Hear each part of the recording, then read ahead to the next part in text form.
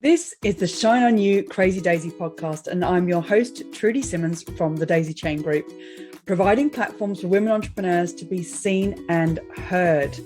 This platform is for women entrepreneurs that want to hear the real stories of what it takes to be yourself and run a business with all the different hats that you might have to wear. These are the stories of the tenacious, the rebellious, and the resilient women that are working towards the future that they want to build for themselves and their families. Hello and welcome to the Shine On You Crazy Daisy podcast and Shine On You Crazy Daisy book volume 2. And today I have the amazing Claire May from Amazed. Claire, thank you so much for being with us. Please tell us about your business. Thank you, Trudy. My business is a little event management company. I started some 15, 20 years ago. I deal with any sort of event, from corporate events to festivals to kids and adult parties. Amazing. Just had to say. Thank you. I like what you did there. But I want to go back because I didn't know, and I've known you for a few years, that you joined the RAF. What did you do there, and how did that transition you to event management? So when I first left school, I started on a YTF, youth training scheme in the travel industry, but I'd always wanted to join the RAF. I have no idea where it came from. I assume from grandparents or something like that, or maybe just watching a movie, probably Top Gun or something. And I decided that I wanted to join, and they wouldn't take me until I was 18, because at that time they weren't taking girls until they were 18. So I waited a while. I then eventually got accepted when I was 21, and I'm not even sure I'm allowed to tell you what I did because it was all Cold War stuff, but I was Morse code and Russian. That was what I listened to. So a lot of dit-dits and da-das. Listening to what was going on around the world. I then left the RAF. Like many, I met someone, fell in love, and I couldn't stay because the wall was still up then, the Berlin Wall, and he was being posted to one side of Germany and I would have been in Berlin. So I came out of the RAF and we moved to RAF Labruck in Germany. And I took on a civilian role, but because of my security clearance, I had quite a good little role there, which tied the two together. It tied together the travel that I'd done when I was 16, along with what I'd learned in the RAF. So I started then moving people around Germany. We dealt with a lot of the guys when they came back from Operation Desert Storm, which was the first Gulf War. We moved them back to the UK. A lot of these 18, 19-year-old boys that just wanted to get home and see mum and dad. So at 3 o'clock in the morning with a cup of coffee, we'd book them back to the UK so they could have a mummy hug. Oh, wow. That's incredible. It was a really, really wonderful time. I look back at it now really fondly. At the time, I probably didn't appreciate what I was doing, maybe, but it was great. And what it gave me was that ability to move groups of people and to organise things. So it's sort of, when I came back to the UK, that I just sort of fell into event management. Yeah. I was not expecting that revelation, honestly. Cold War, Morse code, amazing. Yeah. What were you expecting, Trudy? A little bit of colouring in. Exactly, I don't know. Your chapter is titled Have Breast Pump Will Travel, which I just loved when I read it. How did that event make you want to take back some control for your life and your business?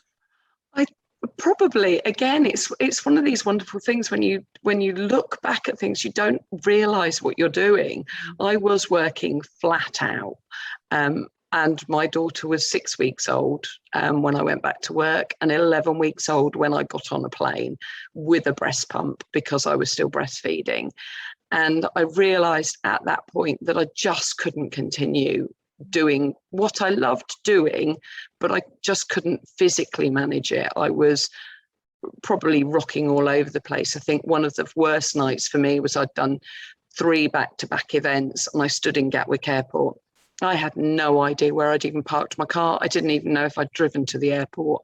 I was so tired and just running on empty. And I think, like many people, you get to rock bottom before you realize, and friends around you and people around you will tell you it all the time. They can see it happening, but because you're in that bubble, you have no idea how low you've sunk.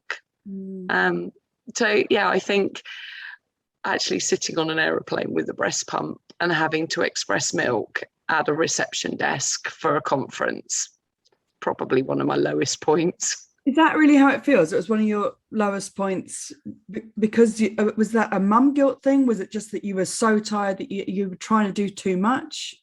Probably a combination of all of them, but the mum guilt thing. But at the time, I didn't see it. That I think that's the bit that still lives with me. Even, my daughter's now 17, so 17 years on, I still look back at that and think, what was I doing? What on earth possessed me to think, A, that I could manage to do all of that, or that I needed to do all that? I didn't. I was pleasing other people, I think. Wow, that's a big thing to think about. Yeah. What does having your own business mean to you now, especially with what's been happening over the last year and the pivot you've made? It gives you the freedom to do what you want to do when you want to do it. It also gives you the ability to say no to things. That's probably what I've learned, actually, is to say no to things that you don't want to do. Going back to traveling with a breast pump. The last 18 months, of course, for the event industry have been appalling. Many other industries, but particularly the event industry has been impacted. But I think I've just diversified a little bit. I've taken on more administrative roles for startup businesses, friends that are just getting going, and they've diversified during the whole lockdown and pandemic situation. So I've been able to support people with their journeys as well. How's that been? Really interesting. Again, steep learning curve because of the use of lots of different software and just approaching. I think maybe that when you've done a job for so long, you just know how to do it. And if someone asks you how you do it, you don't actually really know. You can't put it into words. You just do that. So to actually have to do something different for somebody else, it started the grey cells sort of ticking over again, which was really lovely, actually. Well, you learn the skills that you've got. You realise the skills that you've got that maybe other people don't have, and where you can help the most that suits you. It's been really, really exciting, actually. The first probably 6 months or so of the pandemic, I was really quite depressed because I thought, this is ridiculous. What does the future hold for the world of events? But now it's all starting to pick up. Having come back from Germany, it's very exciting. What will you continue with both sides of your business? Yes, I think so.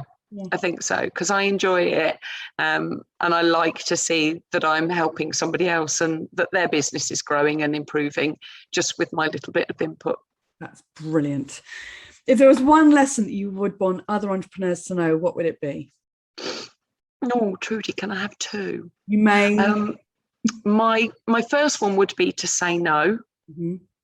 Don't do something that just doesn't sit right for you, and don't think that you have to please people all the time. And the other thing, probably linking to that, is to follow your heart. I think deep down in your gut if it's the right thing or the wrong thing. So follow your heart, but say no. Yeah. I say, because somebody said it to me years ago, that saying no to somebody else is saying yes to yourself. And when we can get our heads around that, it makes so much sense that when you say no to that thing that isn't what you want to do, you're saying yes to yourself, and that makes it a bit more comfortable. Yeah, it makes you feel good. Yeah. What's your favorite piece of business software? I've just started with ClickUp, and I am really enjoying using it. It's it's just like having a list, and I do love a list.